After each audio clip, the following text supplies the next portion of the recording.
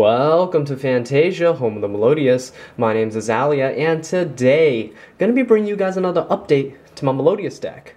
Now, I know that I haven't updated all of my decks in the past month, but that was because I was trying to wait, one, for Maximum Crisis to get released so I can include these new cards for you guys, and two, I want to switch my schedule up for deck profiles so I can upload them at the beginning of the month instead of near the end, and I think that would be, that kind of makes more sense, at least in my opinion.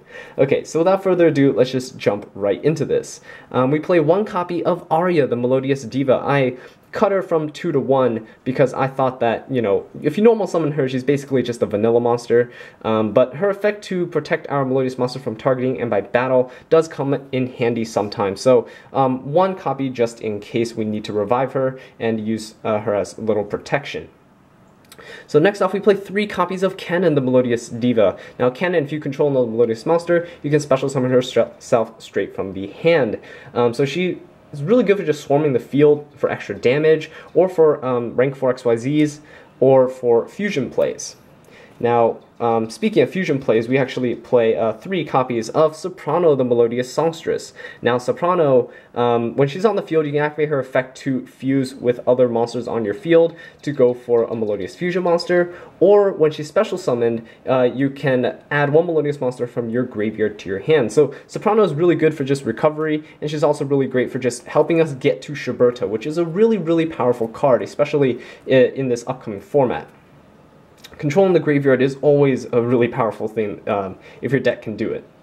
So next off, we play 3 copies of Predaplant Orifice Scorpion. This card is a new card that was introduced in Maximum Crisis, and I really want to wait to do this deck profile because of this card. It is so good. So if this card is normal or special summoned, you can send 1 monster from your hand to the graveyard and special summon 1 Predaplant monster from your deck, except another copy of itself, and you can only use this effect once per turn. So Orifice Scorpio, you'll actually use its effect to summon this monster right here, Predaplant Darlingtonia Cobra.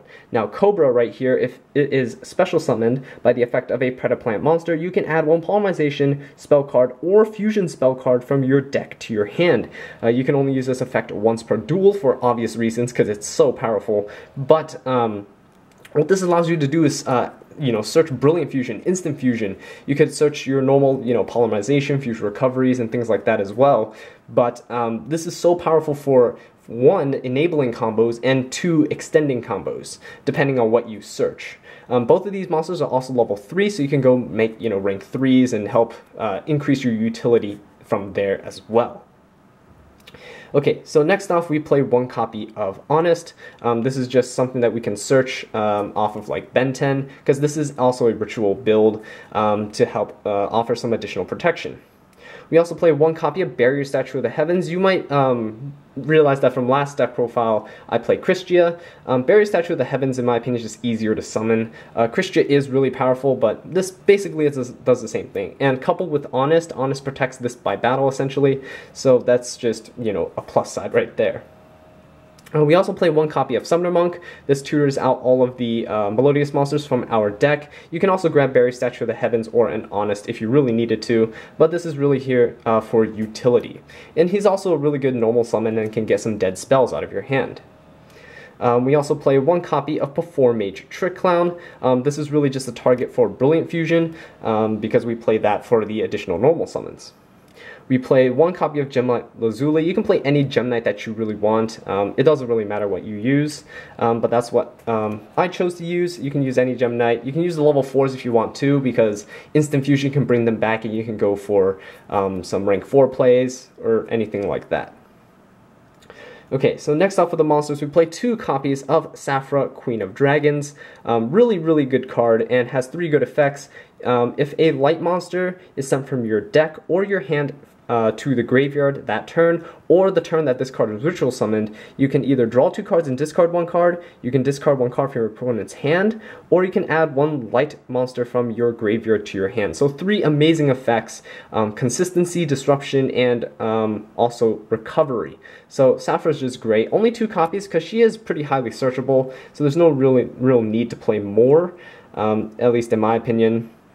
So we also play 2 copies of Cyber Angel Benten for the same reasons as Saphra. We only play 2 because it's really searchable. But the effect of Benten is that if this card is tributed, you can search for 1 light fairy type monster from your deck, essentially. And you can search all your Melodious monsters right here. You can search for Honest. You can even search for Barrier Statue of the Heavens, which is amazing. So this card is really great, and it's a level 6, so it's great tribute fodder for Saphra.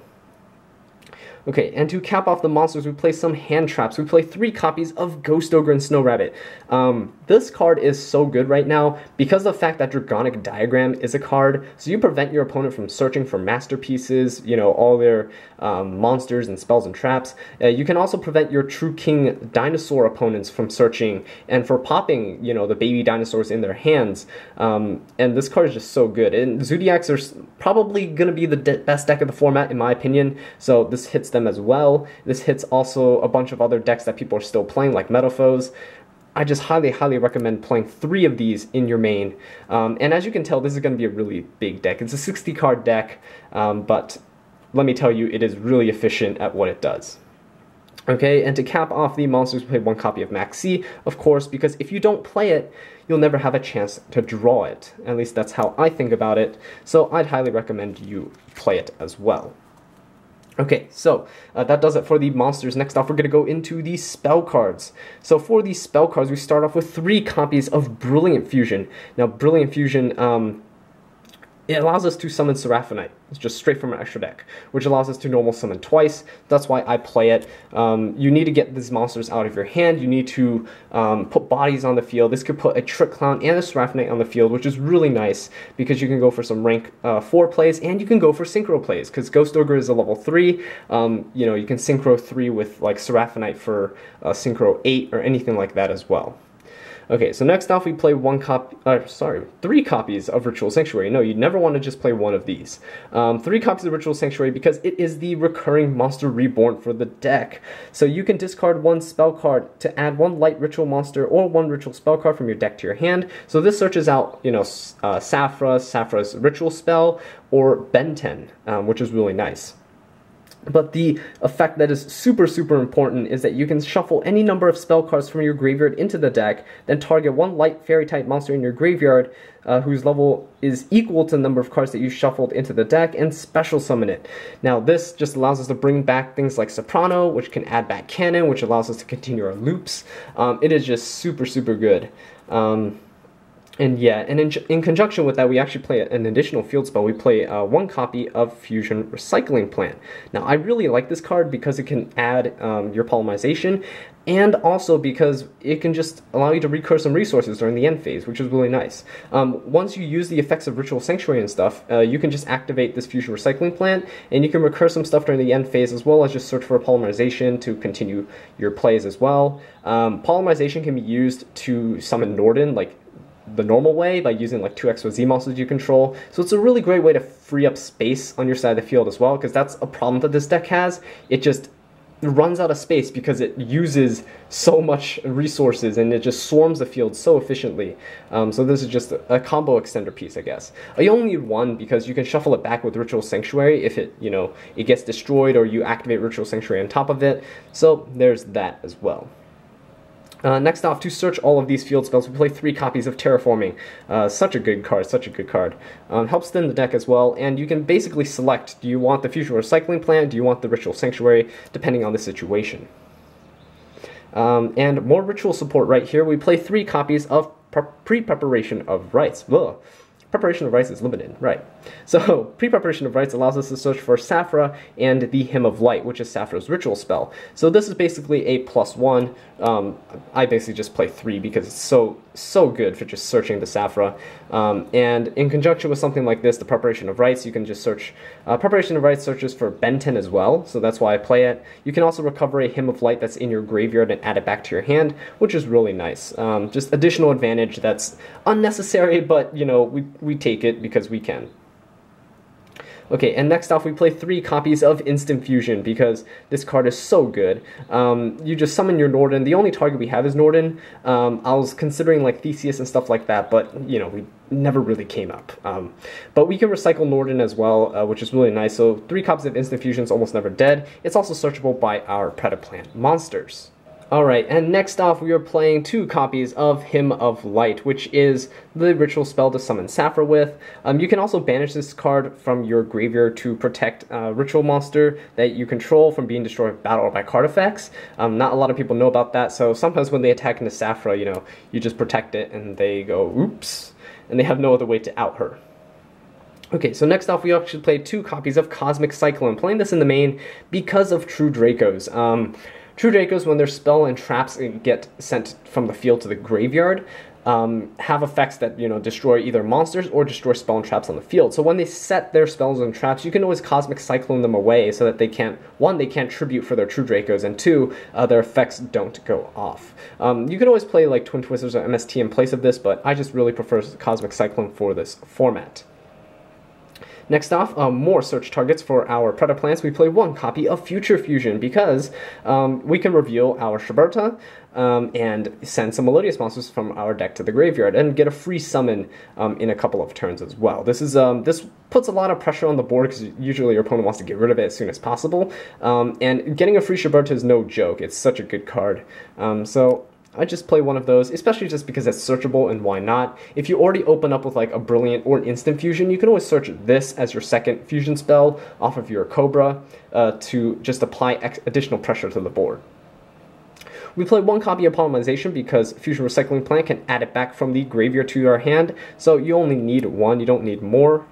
We play 1 copy of Metalfoes Fusion. You can actually search this with the Predaplant monsters, which is pretty funny, but that almost never comes up. This is just when you draw into it, you can always discard it with things like Brilliant Fusion, Fusion Recycling Plant, Ritual Sanctuary. Even Sapphire's can discard it if you really need to. Summoner Monk can as well. So there's so many different ways to get this card from the hand or just to the graveyard, and so that we can shuffle it back and get an additional draw. So this card is just super good. If I could get my hands on it, I would actually replace Metalfoes Fusion with an Ultra Polymerization, but so if you're playing online, you can definitely do that, or if you have the card, you can definitely replace it, but for now, I'm using Metalfoes Fusion as a little placeholder for that card, because I couldn't get my hands on it in time. Okay, so next off, we play 1 copy of Emergency Teleport. This is to bring out the Ghost Ogre from our deck if we need to, because we can go for a lot of synchro plays, and Ghost Ogre is a really good enabler because it's a tuner. And the thing about using Ghost Ogre as, you know, a tuner for synchro summons is that Sapphire's can add Ghost Ogre from your graveyard back to your hand during the end phase. So if you emergency teleport into Ghost Ogre and synchro summon, you can still add the Ghost Ogre back and have it ready for your opponent on their next turn. So this is really just another, it's a 4th copy of Ghost Ogre essentially, oops. 4th copy of Ghost Ogre, it's really, really versatile. We play 1 copy of Soul Charge. Soul Charge is just great to recover our boards if they get wiped, or if we're setting up, it helps us establish even stronger fields than we could have ever imagined. This card is such a good card, and definitely recommend playing it in this build. We also play 1 copy of Raigeki, just to clear fields out. And remember, you can always shuffle all these power spells, you know, Raigeki, Soul Charge, E-Tele, all of these cards can be shuffled back with the help of Ritual Sanctuary, so you can always get multiple uses out of them. Now, the prime target for Ritual Sanctuary is actually going to be Contract with Exodia, because I love this Exodia engine so much. The thing is, you can shuffle your Contract with Exodius back into your deck, or if this card is in your hand, you can actually just discard it with any of the means that you would discard the Metalfoes Fusion with, just to get rid of it from your hand, to get additional searches, get additional monsters out with Summoner Monk, things like that. This card is just so good because of the trap card, which I'll get into in just a bit if you aren't familiar with my builds. So that's a lot of spell cards, and yeah, next up we're going to go into the trap cards. So for our trap cards, starting off, we play 3 copies of Obliterate. Now this card, absolutely love this card, favorite trap in the game right now. It says you can target 1 monster on the field, send 1 Forbidden 1 monster or 1 Exodia card. Contract with Exodia is an Exodia card. you can send it from your hand or your deck to the graveyard, and if you do, return that target to the hand. And if this card is sent from the spell and trap zone to the graveyard, you can target one Forbidden One monster or one Exodia card in your graveyard and add it to your hand. And you can only use one of these effects per turn. So the thing about Obliterate is that you send your Construct of Exodius to the graveyard, and then you know, basically an infinite compulsory evacuation device every turn. And what you do with Ritual Sanctuary is you shuffle back those Construct of Exodius back into your deck, so that you basically have one, infinite compulsory evacuation devices in the form of Obliterate, and two, infinite monster reborns in the form of Ritual Sanctuary, just reviving all your fairies turn after turn. And this is such a great way to fill up the graveyard with spell cards as well, that it's so much synergy right there. It's my absolute favorite. My favorite engine in this deck by far. Okay, next off we play one copy of Bottomless Trap Hole, because we do play Rafflesia in our extra deck, so it helps out. And we also play one copy of Treacherous Trap Hole, which is nice. The thing with Treacherous is that if you do have a trap card already in your graveyard, because it requires your graveyard to have no traps to play, you can summon a Shiberta. Shiberta can banish whatever traps in your grave, and then you can activate Treacherous. So there's a little workarounds to the restrictions right there. But yeah, definitely really good, and this catches a lot of people off guard, because when you summon a Rafflesia, they're expecting, Floodgate Trap Hole, Bottomless Trap Hole, Time Space Trap Hole.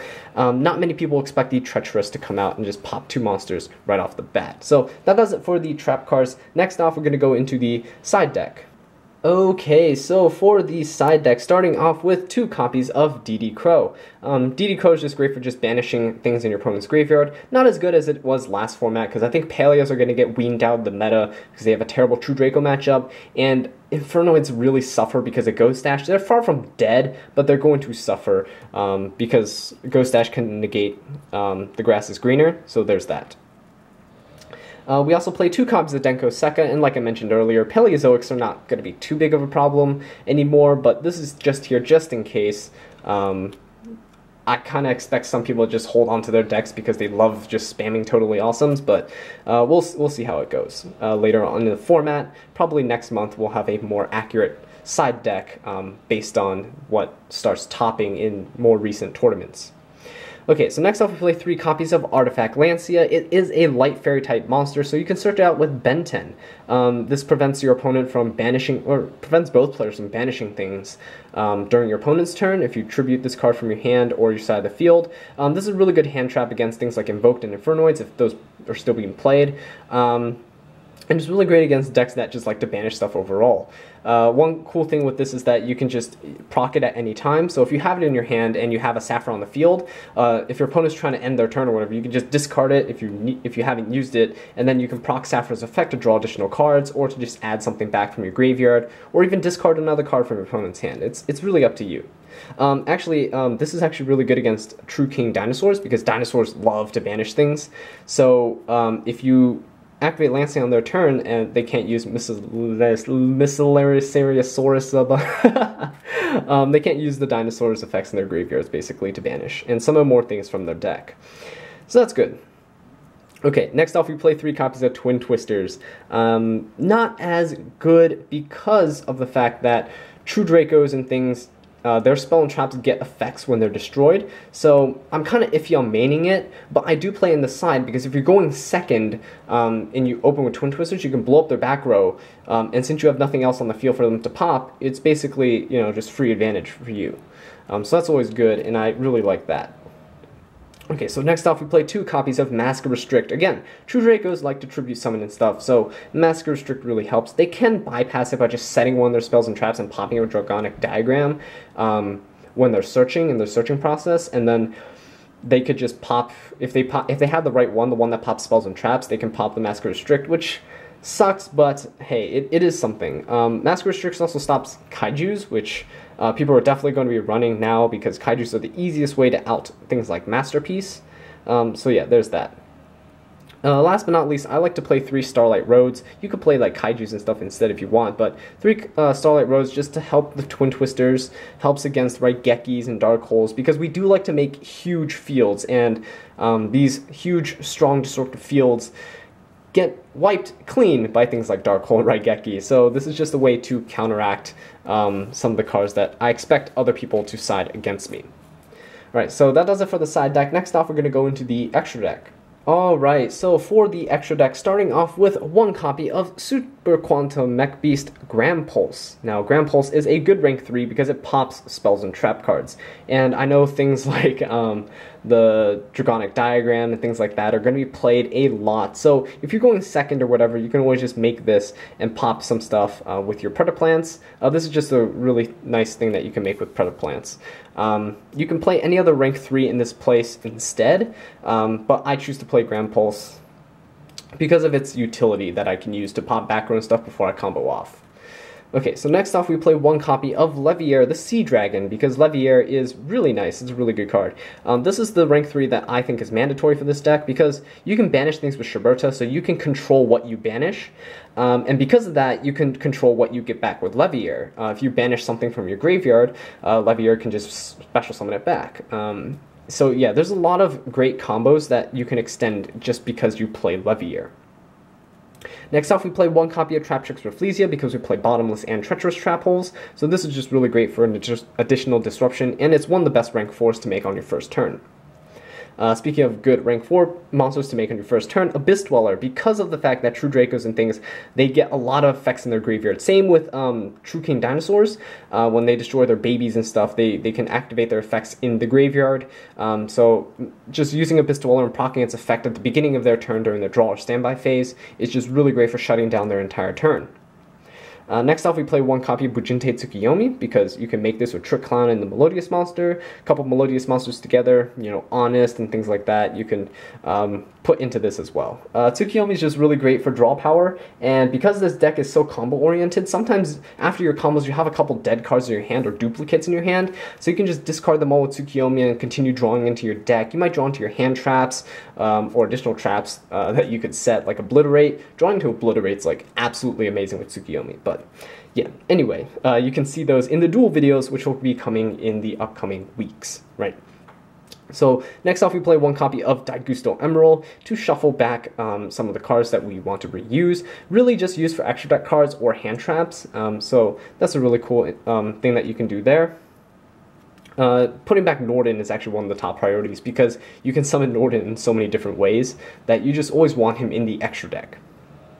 Next off, we play one copy of Castel, the Skyblaster Musketeer, for additional removal. And we play one Karen Gorgon, the Anti-Luminescent Knight. Now, Karen Gorgon, because the True Draco spells and traps in the graveyard, they proc and they target something on the field. You can actually redirect the targets with Karen Gorgon if your opponent's not reading. Or if you saw in one of my previous videos from last week, when I played this against Metaphors, when they try and destroy their own cards with their Metaphors scales, you can redirect it to any target that you want on the field. So it's really great for just making them destroy things that they don't want to destroy, like their opposite scale. So yeah, that does it for the XYZs. They're really just toolboxing and utility, but most of them are good for both offensive and defensive, so you can make them on turn when you're going second or when you're going first. That's the way I designed this extra deck to be. Next off, we play for our synchros. We actually play one copy of Ancient Fairy Dragon. This lets you cycle through your Ritual Sanctuaries and your Fusion Recycling Plants, so you can also gain life points back, because this deck pays quite a bit of life points between Cosmic Cyclones, Soul Charge, Instant Fusions, and things like that, so it's really good to have. You can also special summon monsters from your hand, although you do lose your battle phase for the turn, but that's really for combo enabling on your first turn, to extend your plays to make sure you have an established board before you end your turn. Next off, we play one copy of Stardust Dragon, because, one, we side Starlight Road, and also because you can easily make this with like a Ghost Ogre and Seraphonite on the field, so there's that. Next off, we play one copy of Trishula, Dragon of the Ice Barrier. It's actually not too difficult to make in this deck. If you have... there's multiple combinations you could do to make the Trishula in this deck. It's a power card, it's a blowout card. It doesn't come up too often, but when it does, you're basically going to be winning that game, right? So yeah, these are the synchro monsters that we play. Next off, we're going to go into the fusions. So for the fusions, we play one copy of Elder Entity Norden, of course, because we play 3 instant fusions, and we can also make him the standard way with polymerization and stuff as well. We play one copy of Gem Knight Seraphonite because it's our Brilliant Fusion target, and she allows us to normal summon a second time during our turn.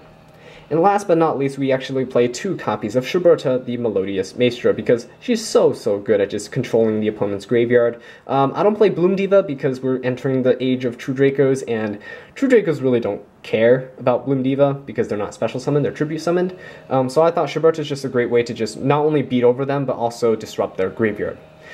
So yeah, that does it for the extra deck, and that does it for this deck profile. Thank you all so much for watching this video. I really do appreciate it. If you enjoyed what you saw or found it helpful, please leave a like, subscribe for more Melodious content, and leave a comment down below letting me know what I can do to improve.